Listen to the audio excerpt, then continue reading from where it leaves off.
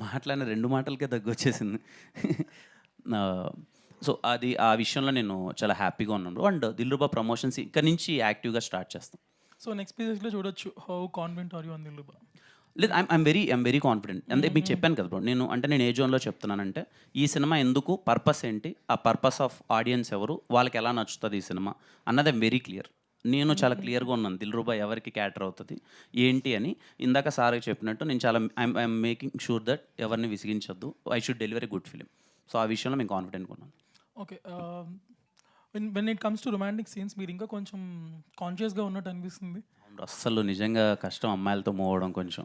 చాలా ఇబ్బంది పడుతున్నా ఇప్పటికి. బట్ ఈ సినిమాలో కొంచెం ట్రై చేశా. పోను పోను నెక్స్ట్ సినిమాకి అలవాటయిపోద్ది. నెక్స్ట్ సినిమా కొంచెం ప్రాపర్ రొమాన్స్‌లో కొంచెం బానే చేస్తాను.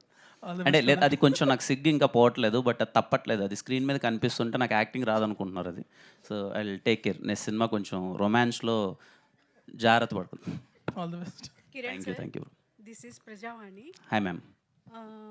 ఇప్పుడు ఒక బ్లాక్ బస్టర్ హిట్ కొట్టిన తర్వాత నెక్స్ట్ మూవీపై అంచనాలు బీభత్సంగా ఉంటాయి.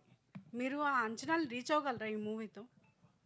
అంటే మ్యామ్ నేను అదే చెప్తున్నాను మ్యామ్. అంటే ఏ సినిమాకి ఆ సినిమా అన్నది నా ఉద్దేశం మ్యామ్.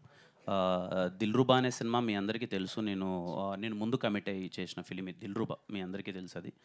ఇది అంటే ఇప్పుడు ఒక genre of the film. 'Dilruba' అన్నది ఒక జోనర్ ఆఫ్ ఫిల్మ్. ఈ ఆడియన్స్‌కి ఇది చాలా బాగా నచ్చుతదని నేను కాన్ఫిడెంట్‌గా ఉన్నాను. అలాగే మీరు హీరోయిన్ పట్ల చాలా కేర్ తీసుకుంటున్నారు. Thank you ma'am. మీరు అన్నారు ఆ మాట. Thank you. ఫస్ట్ హీరోయిన్ ఎలా బ్రేకప్ చెప్పింది సార్? ఫస్ట్ హీరోయినా? ఈ సినిమాలోనా? యాహ్! తిను చెప్పిందని. ఓహ్! సారీ.